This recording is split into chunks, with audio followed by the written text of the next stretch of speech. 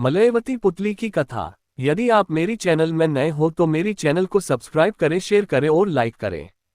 धन्यवाद। राजा भोज के मन में कैसे भी करके महाराज विक्रमादित्य के सिंहासन पर बैठने की लालसा थी, लेकिन हर बार उनको सिंहासन में चिपकी हुई पुतली रोक लेती थी और उन्हें कहानी के माध्यम से महाराज विक्रमादित्य के गुणों के बारे में बताती थी जो राजा भोज में नहीं थे, जिस कारण राजा भोज सिंहासन पर नहीं बैठ पाते थे। ऐसा करते करते 26 पुतलियों के द्वारा राजा भोज को रोका जा चुका था। राज भोज इस बार मन बना चुके थे कि कुछ भी वे सिंहासन पर बैठकर ही रहेंगे। जैसे ही वे सिंहासन की ओर बढ़े, हर बार के जैसे ही इस बार भी उन्हें पुतली ने रोक लिया। इस बार उन्हें मलयवती नामक 27वीं पुतली ने रोक लिया था और हर बार के जैसे ही उसने राजा भोज से विक्रमादित्य की गुणों के बारे में कहानी के माध्यम से कहना शुरू किया। महाराज विक्रमादित्य अपना कुछ समय राजकाज से बचाकर शास्त्रों के अध्ययन में लगाते थे। एक दिन वे विष्णु पुराण पढ़ रहे थे, जहां उन्होंने दानवीर दैत्यराज बलि के बारे में पढ़ा कि किस प्रकार से उन्होंने वामन वेशधारी विष्णु देव को सब कुछ दान में दे दिया और पाताल लोक चले गए। महाराज विक्रमादित्य के मन में इतने बड़े दानवीर के दर्शन करने की लालसा उत्पन्न हो गई। उन्होंने सोचा कि इस लालसा को केवल विष्णु देव ही पूरा कर सकते हैं। ऐसा सोचकर वे अपना राज्य महामंत्री के हवाले करके जंगल में विष्णु देव की तपस्या करने के लिए चले गए। कई वर्षों की तपस्या के दौरान पहले उनने अन्न का त्याग किया और कंदमूल का सेवन करने लगे। फिर कुछ दिनों के बाद कंदमूल का त्याग कर मात्र पानी का सेवन करने लगे। ऐसा करने पर उनका शरीर बेहद कमजोर हो गया। उनकी तपस्या के कारण उनके आसपास और भी साधु तपस्या करने लगे। उनमें से एक साधु ने महाराज विक्रमादित्य की कमजोर हालत देखकर उनसे कहा कि वे गृहस्थ हैं और उन्हें साधुओं के जैसे तपस्या नहीं करना चाहिए। लेकिन महाराज विक्रमादित्य नहीं माने और अपनी तपस्या में लीन होते हुए उनने पानी का भी त्याग कर दिया। अब तो उनका शरीर सूखकर कांटे के जैसा हो गया और वे बेहोश होकर गिर गए। जब होश आया तो देखा कि उनका सिर विष्णु देव के गोदी में है और वे राजा विक्रमादित्य के सिर पर हाथ फेर रहे हैं। उन्हें देखते ही विक्रमादित्य के हर्ष की सीमा नहीं रही और तुरंत ही उन्हें दंडवत प्रणाम किया।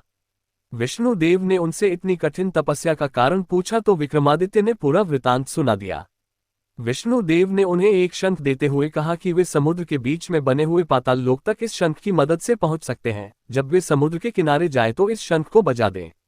इससे समुद्र देव प्रकट हो जाएंगे और वे आपकी इच्छा को पूरा करने में आपकी मदद करेंगे। इतना कहकर वे गायब हो गए। शंख और विष्णु देव के दर्शन पाकर मन में प्रसन्नता का भाव लेकर में महाराज विक्रमादित्य समुद्र की ओर चले और समुद्र के किनारे पर जाकर उनने शंख को फूंका, जिससे समुद्र देव प्रकट हो गए। उनने पाताल लोक तक जाने में विक्रमादित्य की मदद की। पाताल लोक में जब विक्रमादित्य राजा बलि के महल के बाहर पहुंचे तो उन्हें द्वारपालों ने रोक लिया और वहां जाने का प्रयोजन पूछा। तब विक्रमादित्य ने कहा कि उन्हें राजा बलि से भेंट करनी है। राजा बलि के पास जब ये संदेश गया तो उन्होंने कहा कि वे अभी नहीं मिल सकते हैं। द्वारपाल ने बलि का संदेश विक्रमादित्य के पास पहुंचा दिया। संदेश सुनकर विक्रमादित्य ने कहा कि मुझे राजा बलि से भेंट करनी है, नहीं तो मैं अपने प्राण त्याग दूंगा। इतना कहकर उनने तलवार निकालकर अपनी गर्द धड़ से अलग कर दी। जब ये बात राजा बलि तक पहुंची तो उनने अमृत भेजकर राजा विक्रमादित्य को फिर से जीवित करवा दिया और कहा कि ठीक है, वे महाशिवरात्रि को विक्रमादित्य से मिलने के लिए तैयार हैं। विक्रमादित्य ने सोचा ने शायद बलि बात को टालने की कोशिश कर रहे हैं। उनने फिर से यही बात कही कि मुझे दर्शन करवा दो, नहीं तो मैं अपने प्राण त्याग दूंगा। इतना कहकर एक बार फिर राजा ने अपनी गर्द धड़ से अलग कर दी। इस बार फिर से अमृत छिड़क कर विक्रमादित्य को जीवित कर दिया और गया राजा बलि के पास ले जाया गया। तब बलि ने उनका स्वागत किया और आने का प्रयोजन पूछा तो विक्रमादित्य ने विष्णु पुराण और उनके दान की पूरी बात उनसे कह दी। विक्रमादित्य की बात सुनकर बलि बहुत प्रसन्न हुए और उनकी खूब खातिर की। जब विक्रमादित्य वहां से आने लगे तो दैत्यराज बलि ने उन्हें हर इच्छा को पूरा करने वाला एक मूंगा दिया और उसके बारे में बताया। मूंगा लेकर महाराज विक्रमादित्य समुद्र पाकर अपने राज्य की ओर प्रस्थान कर गए। रास्ते में उन्हें एक स्त्री मिली जिसके बाल बिखरे हुए थे और अपनी गादी में अपने पति का सिर लिए बैठी रो रही थी। उसका पति मर गया था। महिला की हालत देखकर विक्रमादित्य ने मूंगा से उसके पति को जिंदा करने का अनुरोध किया और पलक झपकते ही वह जिंदा हो गया। महाराज विक्रमादित्य ने वह मूंगा उस महिला को दे दिया और उसका रहस्य भी बता दिया। इसके बाद वे वापस अपने राज्य चले गए।